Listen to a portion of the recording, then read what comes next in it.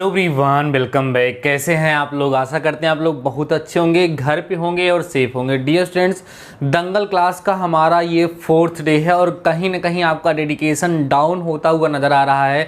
Dear students, नहीं होना चाहिए भाई। केवल 10 दिन का चैलेंज हम लोगों ने लिया है और उसको आपको मेनटेन रखना है। कल के वीडियोज़ में हमने देखा कि आप लोग टाइमली नहीं पहुँच पाए, वहाँ पर कुछ ना कुछ डेडिकेशन आपका डाउन हुआ है, तो उससे हमें भी सपोर्ट मिलना कम होगा और मेरा भी डेडिकेशन कम हो जाएगा।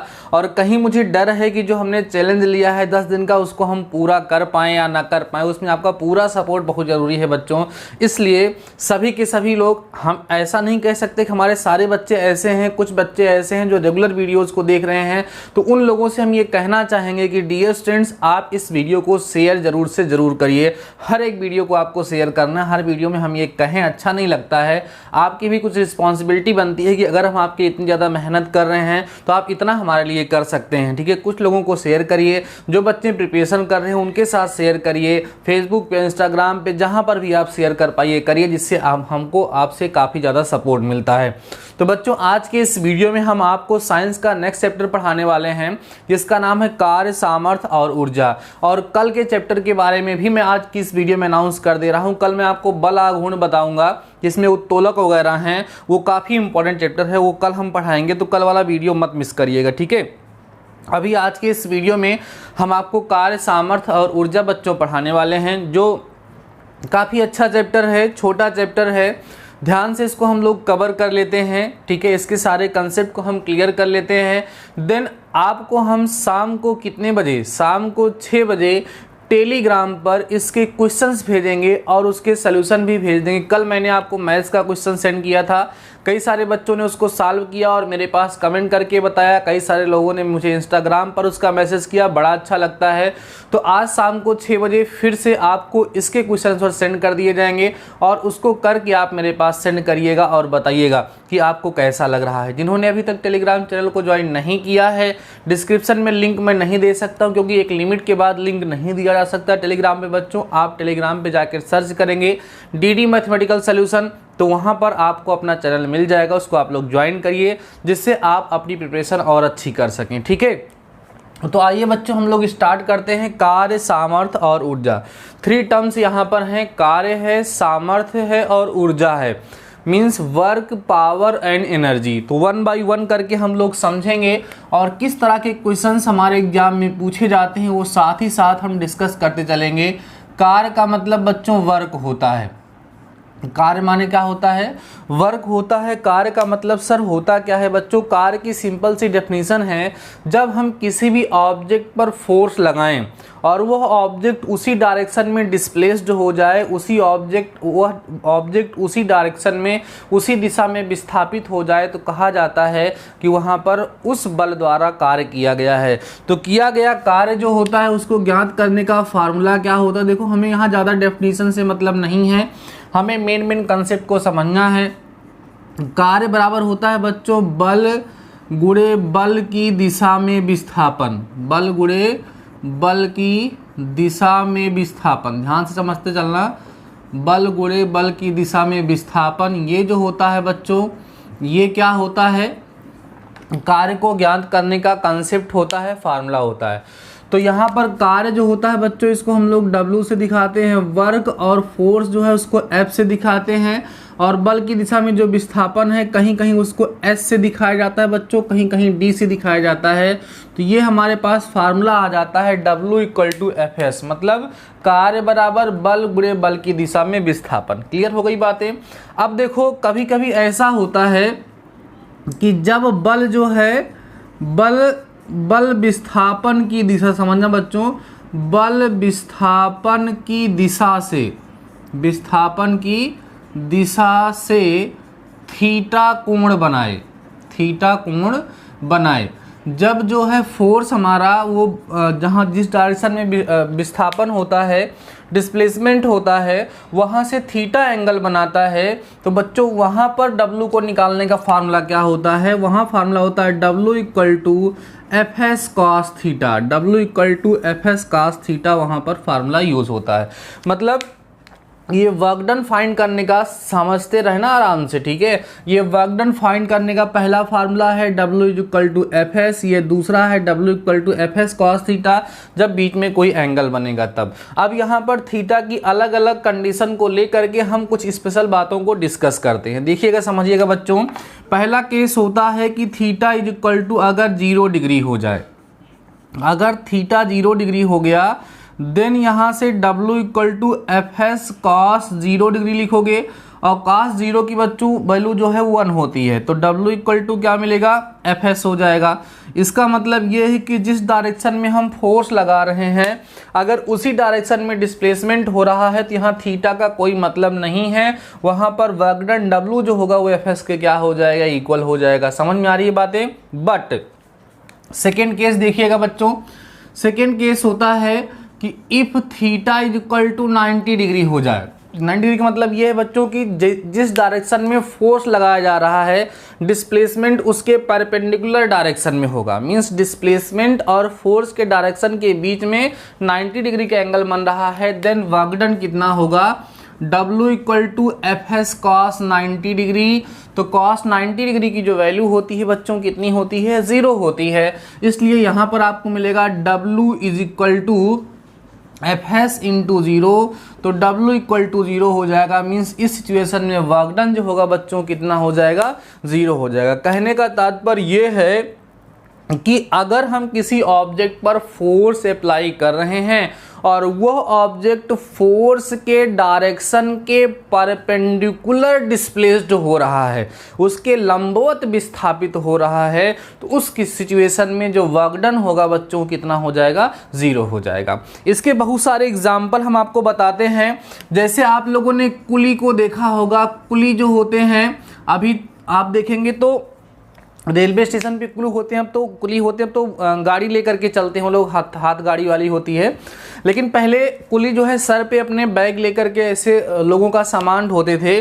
तो कहा जाता है कि उस सिचुएशन में जो वर्क डन होता है वो 0 होता है। सर क्यों होता है, देखो जैसे ये कोई आदमी है, ठीक है, ये कोई आदमी है, थोड़ा सा ऐसे ही बना दिए हैं, कोई आदमी है अपने सर पे मान लीजिए इस तरीके से एक बैग रखा हुआ है। समझिएगा ध्यान से बच्चों, एक कोई आदमी है अपने सर पे कोई बैग रखा हुआ है, तो इस बैग का फोर्स बताओ किधर की तरफ लग रहा है, इस डाउनवर्ड डायरेक्शन में लग रहा है, और बैग लेकर के वो चल किधर रहा है, इधर की तरफ लग रहा है। तो अब देखो यहाँ पर आप देखोगे तो कितनी डिग्री का एंगल बन रहा है बच्चों, 90 डिग्री एंगल बन रहा है। तो इस केस में कहा जाएगा कि वर्क डन जो होता है वो क्या होता है, 0 होता है। बातें समझ में आ रही हैं, क्योंकि यहाँ पर जो डिस्प्लेसमेंट हो रहा है और जो फोर्स लग रहा है उन दोनों के बीच में जो एंगल बन रहा है वो कितना एंगल बन रहा है बच्चों, 90 डिग्री। और जब डिस्प्लेसमेंट और फोर्स के बीच का एंगल 90 डिग्री होगा तो उस केस में वर्क डन जो होगा वो 0 हो जाएगा। ठीक है, इस पर इतना जोर क्यों दे रहा हूं मैं, क्योंकि यहाँ से क्वेश्चन आप लोगों से पूछे जाते हैं। अब सुनो,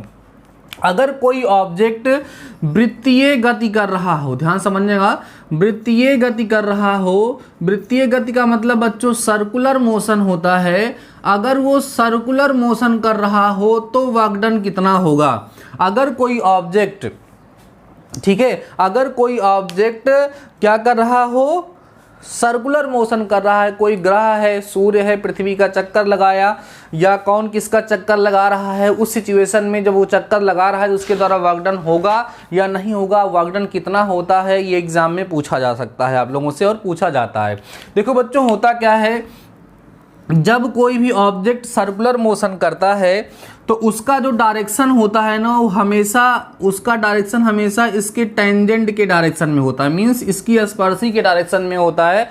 और जो फोर्स लगता है बच्चों वो केंद्र की तरफ, सेंटर की तरफ लगता है। ठीक है, जब कोई भी ऑब्जेक्ट क्या होगा, किसी सर्कुलर पाथ पर मोशन करेगा तो वहां पर जो फोर्स वर्क करेगा वो फोर्स उस सर्कल के सेंटर की तरफ, उसके केंद्र की तरफ कार्य करता है, और उसका जो डिस्प्लेसमेंट होता है वो इसकी टेंजेंट की तरह बिहेव करता है। तो आपको पता है कि ये रेडियस इस टेंजेंट पे हमेशा परपेंडिकुलर होती है। तो यहाँ पर बच्चों हमेशा कितने डिग्री का एंगल बन जाता है, 90 डिग्री का एंगल बन जाता है। इसलिए यहाँ पर भी वर्क डन जो होगा बच्चों 0 होगा। तो याद रखिएगा, अगर कोई ऑब्जेक्ट सर्कुलर मोशन कर रहा है, अगर कोई ऑब्जेक्ट वृत्तीय गति कर रहा है, उस सिचुएशन में भी उसका वर्क डन क्या होगा बच्चों, 0 होगा। वर्क डन कितना होगा, 0 होगा। समझ में आ रही बातें, वीडियो को लास्ट तक देखिएगा, ध्यान से समझते रहिएगा। हर वीडियो में 2-3 क्वेश्चन आपके हम क्लियर कर रहे हैं। अगर आप लोग लास्ट तक नहीं देख पा रहे हैं तो भाई आपका दुर्भाग्य, हम उसमें कुछ नहीं कर सकते हैं ना, क्योंकि हम तो आपके लिए लगे हुए हैं जितना ज़्यादा से ज़्यादा हो सके। तो अगली कंडीशन बताइएगा बच्चों, अगली कंडीशन के बारे में डिस्कस करेंगे। कहते हैं if theta is equal to 180 degree हो जाए। 180 डिग्री का मतलब क्या है? मतलब फोर्स इधर लगा रहे हैं, डिस्प्लेसमेंट इधर हो रहा है, तभी तो 180 डिग्री ऐसे बनेगा। मतलब जिस डायरेक्शन में फोर्स लगाया जा रहा है उसके अपोजिट डायरेक्शन में डिस्प्लेसमेंट हो रहा है। एग्जाम्पल, किसी ढलान पे कोई कार खड़ी हुई है, ठीक है, उस कार को आप ऊपर की तरफ धक्का देने का प्रयास करते हैं तो कार का जो फोर्स है अगर आपसे ज़्यादा है तो आपको पीछे की तरफ धक्का देता हुआ वो चला जाएगा। तो उस केस में आप फोर्स इधर की तरफ लगा रहे हो, डिस्प्लेसमेंट इधर की तरफ हो रहा है। मतलब जो डिस्प्लेसमेंट है वो लगाए गए फोर्स के अपोजिट डायरेक्शन में हो रहा है, विपरीत दिशा में हो रहा है। तो उस सिचुएशन में वर्क डन कितना होगा? तो W इज इक्वल टू होगा बच्चों Fs cos 180 डिग्री। और आपको हम बताएं कि 180 डिग्री की वैल्यू जो होती है बच्चों -1 होती है। तो W इक्वल टू Fs और -1 यहाँ हो जाएगा, तो W इक्वल टू -Fs हो जाएगा। ठीक है, तो यहाँ से एक निष्कर्ष ये निकल करके सामने आता है बच्चों कि जब हम किसी भी ऑब्जेक्ट पर फोर्स अप्लाई करें और वह ऑब्जेक्ट लगाए गए फोर्स की अपोजिट डायरेक्शन में अगर डिस्प्लेस्ड हो रही है, उसकी विपरीत दिशा में अगर विस्थापित हो रही है, तो उस सिचुएशन में जो वर्क डन होगा वो बच्चों क्या होगा? नेगेटिव होगा। तो अभी तक आप लोगों ने वर्क डन की कंप्लीट स्ट्रेटजी को समझ लिया होगा। वर्क डन क्या होता है? W इक्वल टू Fs होता है। अगर थीटा एंगल पे फोर्स लगाया जाता है तो वहाँ पर वर्क डन निकालने का formula W equal to Fs cos theta होता है। थीटा की 3 सिचुएशन मैंने आपको समझाया। थीटा इक्वल टू 0 डिग्री होगा तो W इक्वल टू Fs होगा। थीटा इक्वल टू 90 डिग्री होगा तो W इक्वल टू 0 हो जाएगा। ठीक है, अगर थीटा इक्वल टू 180 डिग्री होगा तो W इक्वल टू -Fs हो जाएगा। मीन्स वहाँ पर वर्क डन जो होगा वो क्या होगा? निगेटिव होगा। उसको ऋणात्मक बल के नाम, ऋणात्मक कार्य के नाम से जाना जाता है। निगेटिव वर्क डन वहाँ पर होता है। क्लियर है बातें? आइए अब हम लोग डिस्कस करते हैं बच्चों इसकी यूनिट के बारे में, इसके मात्रक के बारे में कि कार्य का मात्रक क्या होता है। ठीक है, कौन कौन से मात्रक एग्जाम में हम लोगों से ज़्यादा पूछे जाते हैं? देखिए ध्यान से बच्चों, unit of work done, unit of work done, जिसको बोलेंगे कार्य के मात्रक, कार्य के मात्रक। कार्य के कौन कौन से मात्रक होते हैं बच्चों? अभी आप लोगों ने देखा कि W इक्वल टू Fs होता है। तो यहाँ पर आपको सबसे पहले चीज़ तो ये ध्यान रखना है कि सबसे पहली चीज़ तो बच्चों आपको ये याद रखना है कि इसका जो मात्रक होगा, एक मात्रक होता है न्यूटन मीटर। क्या होता है? Newton meter. ठीक है, न्यूटन मीटर ऐसे लिख दिया जाएगा। पहला देखो, फोर्स का जो यूनिट होगा वो क्या होता है यहाँ पर? न्यूटन। और एस माने जो डिस्प्लेसमेंट होगा उसका क्या होता है? मीटर। इसलिए क्या हो जाएगा बच्चों? Newton meter. आर इसको जूल भी कहा जाता है। क्या कहा जाएगा? जूल कहा जाएगा, जूल। ठीक है, जिसको जे से दिखाया जाता है। और ये बच्चों जो है एसआई सिस्टम में इसका है, या एसआई सिस्टम के साथ साथ आपके इसको एमकेएस सिस्टम भी कह सकते हैं। दूसरा जो होता है बच्चों वो डाइन सेंटीमीटर होता है, डाइन सेंटीमीटर होता है। अब आपको पता है कि सीजीएस सिस्टम में जो फोर्स होता है उसकी यूनिट डाइन होती है और डिस्प्लेसमेंट के सेंटीमीटर। इसलिए अगर हम सीजीएस सिस्टम में बात करते हैं तो इसकी यूनिट डाइन सेंटीमीटर हो जाती है, या इसको बच्चों अर्ग कहा जाता है। क्या कहा जाता है? अर्ग के नाम से जाना जाता है। और बच्चों आपको हम बताएं कि 1 जूल जो होता है वो 10 की घात 7 अर्ग के बराबर होता है। ज़रूरत पड़ेगी तो इसको आप लोग ध्यान रखेंगे। क्या समझ में आप लोगों को बच्चों कि कार्य जो है उसके 2 प्रकार के मात्रक हैं, एक एसआई है और एक सीजीएस पद्धति में है। एसआई पद्धति में इसका मात्रक न्यूटन मीटर है, जिसको हम जूल भी कहते हैं, या इंग्लिश में इसको ऐसे लिखते हैं। दूसरा जो है बच्चों इसका डाइन सेंटीमीटर, जिसको हम अर्ग कहते हैं। और 1 जूल जो होता है बच्चों 10 की घात 7 अर्ग के बराबर होता है। क्लियर हो गई बातें? तो कार्य का सारा कॉन्सेप्ट यहाँ पर क्लियर हो गया। कार्य को आप लोगों ने अच्छे से समझ लिया। अब हम बात करते हैं बच्चों अगले टॉपिक के बारे में, जिसका नाम है क्या? जिसका नाम है क्या भाई, सामर्थ्य। आइए हम लोग समझते हैं सामर्थ्य के बारे में, और सामर्थ्य के बारे में हम लोगों से किस प्रकार के क्वेश्चन पूछे जा सकते हैं उस पर भी हम लोग डिस्कस करेंगे। एक छोटा सा क्वेश्चन आप लोगों से पूछना चाहेंगे, ये बताइए बच्चों कि कार्य जो है वो अदिश राशि है कि सदिश राशि है?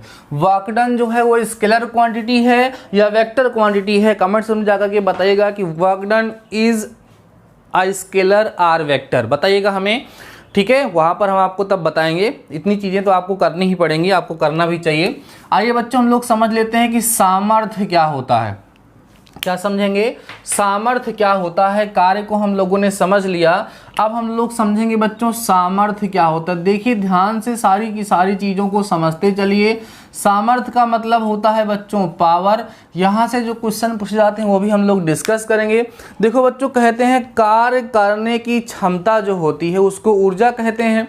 और जैसे सामर्थ्य का मतलब क्या है, जैसे मान लीजिए कि कोई भी काम करना है, ठीक है, मान लीजिए कोई भी सपोज मैथ का क्वेश्चन ही सॉल्व करना है, तो एक क्वेश्चन है, ठीक है, या एक पेपर है, उसको आप सॉल्व करते हो 2 घंटे में सॉल्व करते हो, आपका कोई फ्रेंड सॉल्व करता है उसी को 3 घंटे में सॉल्व करता है। इसका मतलब आपकी जो कैपेसिटी है, आपकी जो क्षमता है, आपकी जो पावर है उसकी ज़्यादा है।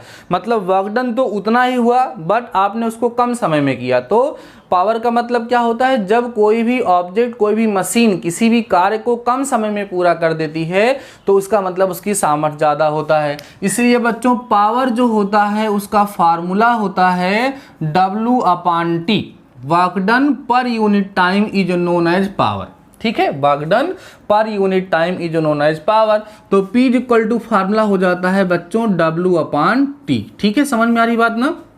अब हम बात करते हैं यूनिट ऑफ पावर, ठीक है, मीन्स सामर्थ्य के मात्रक। समझते चलना, बस चैप्टर बहुत छोटा सा है। सामर्थ्य के मात्रक, सामर्थ्य जो होता है उसके मात्रक कौन कौन से होते हैं। तो नंबर पहला मात्रक जो होता है बच्चों, देखो इसका मात्रक जूल होता है, तो जूल पर सेकेंड होता है पहला मात्रक, जूल पर सेकेंड होता है, ठीक है। इसको हम जूल पर सेकेंड इस तरीके से दिखा देते हैं।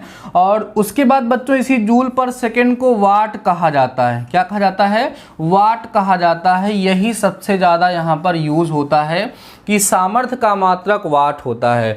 अन्य मात्रक क्या होते हैं उनको भी समझिए। अन्य मात्रक कौन कौन से हैं सामर्थ्य के, ये बहुत ज़्यादा यूज होते हैं, समझते चलना बच्चों। सबसे पहला है 1 किलोवाट होता है। क्या होता है?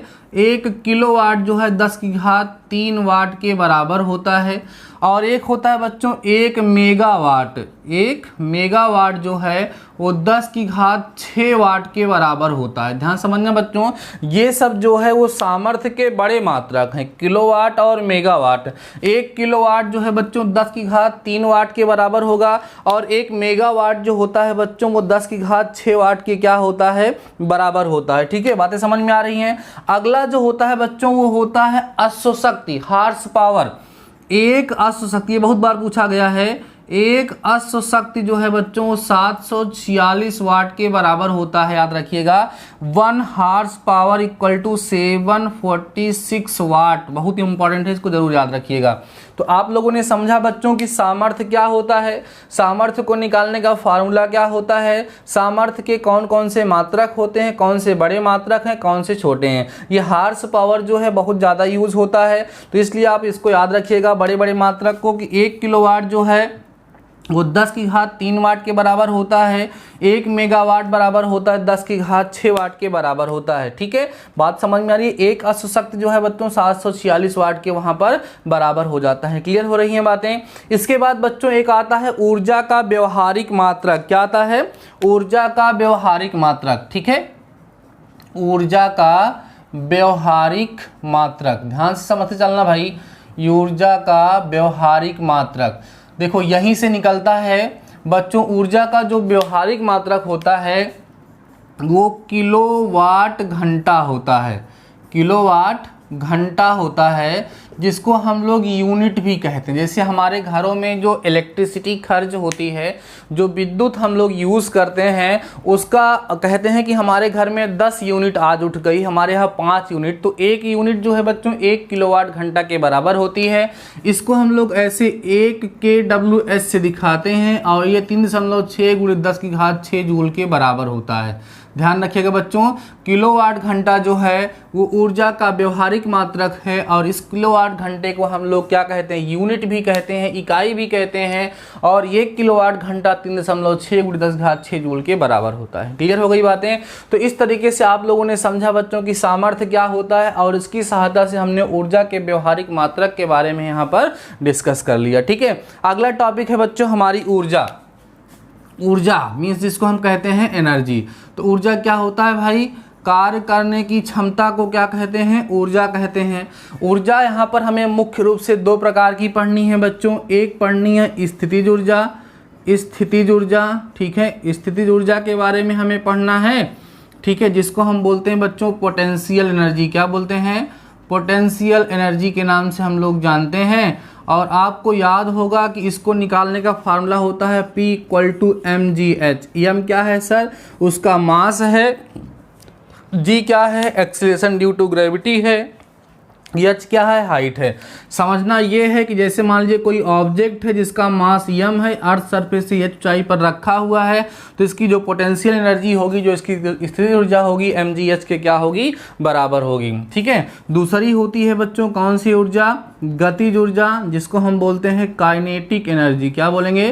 काइनेटिक एनर्जी के नाम से जानते हैं। तो किसी वस्तु में, किसी ऑब्जेक्ट में उसकी गति के कारण जो ऊर्जा उत्पन्न होती है उसको बच्चों हम गतिज ऊर्जा कहते हैं, जिसको हम लोग ke से या ek से दिखाते हैं।